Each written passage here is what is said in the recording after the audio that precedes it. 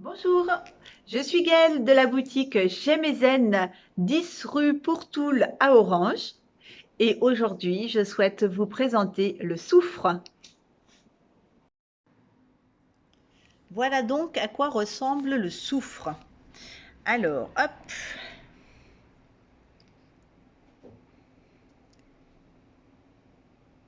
Donc, il faut savoir que c'est un élément chimique pur.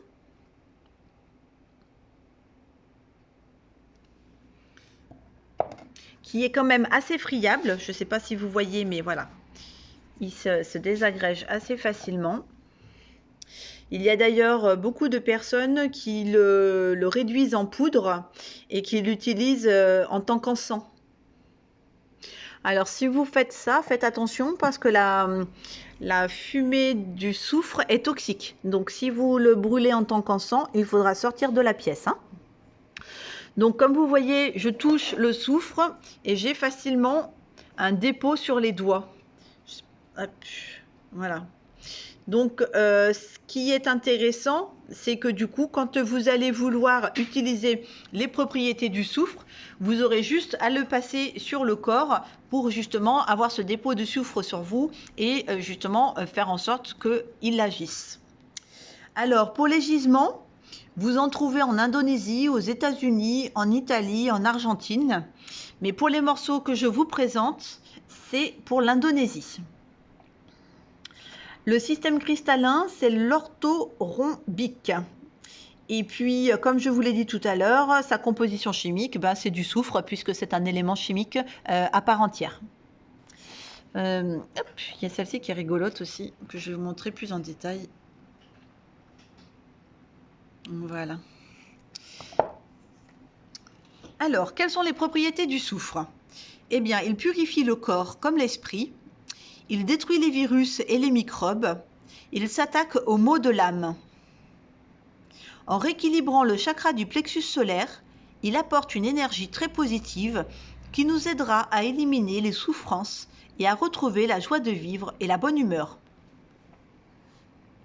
Il est utile pour éloigner les assauts extérieurs, quels qu'ils soient, mais particulièrement les forces malicieuses, les sortilèges et les envoûtements.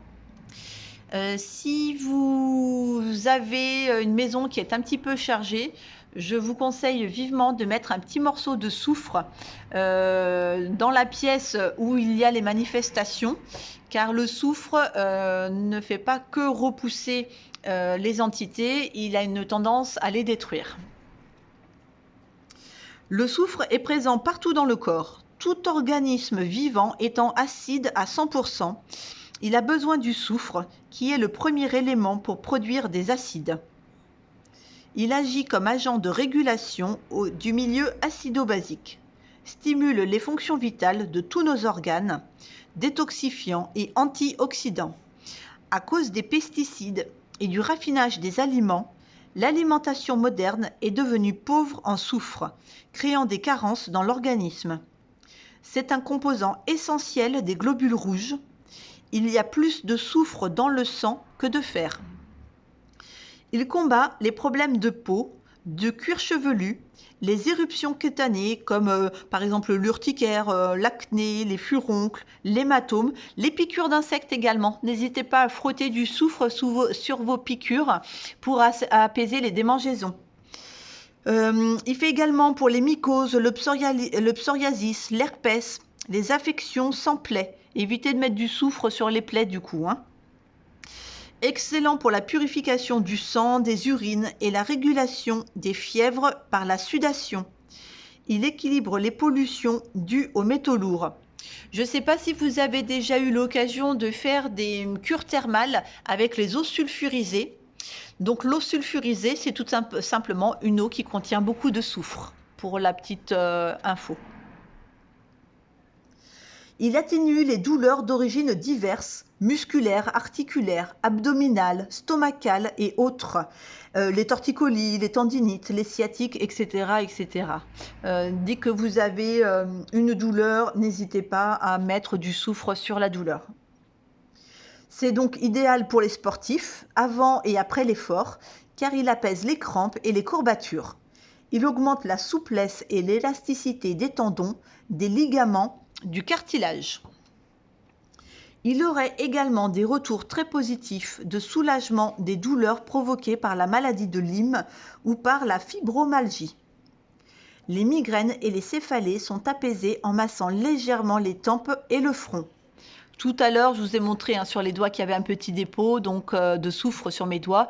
Donc n'hésitez pas, pareil, sur vos tempes, sur le front, à faire ce petit dépôt de soufre pour apaiser tout ce qui est migraine ou maux de tête. Il agit également sur les vertiges, les acouphènes, le sommeil, les insomnies et l'apnée du sommeil. Soulage les maux de poitrine ainsi que les problèmes respiratoires en amenant une meilleure oxygénation au niveau des poumons. Alors comme par exemple pour les sinusites, les pharyngites, les bronchites, les otites, l'asthme, etc. Il stimule le foie, la vésicule biliaire, le pancréas, la rate, les intestins, le côlon, la digestion et améliore les problèmes hépatiques. Un massage régulier avec votre pierre sur la zone du foie, par exemple, aidera les personnes souffrant d'anémie car il stimulera la libération du fer stocké. Il a également une très bonne action sur les dysfonctionnements de la thyroïde, comme l'hyperthyroïdie ou l'hypothyroïdie. Petite mise en garde toutefois concernant le soufre. Comme il joue un rôle primordial dans l'évolution de l'embryon et dans le déclenchement de l'accouchement, les femmes enceintes doivent éviter de l'utiliser. Donc voilà, si vous êtes enceinte, vraiment ne risquez pas d'utiliser le soufre, attendez tout simplement après votre grossesse. Concernant la purification et le rechargement du soufre, comme on a pu le voir, c'est un élément chimique pur, donc qui ne nécessite aucune purification ni aucun rechargement. Vous pouvez le disposer à la maison pour la protéger ou l'utiliser sur vous et justement, voilà, pas besoin de le recharger, c'est génial. Je vous souhaite une excellente journée et à bientôt.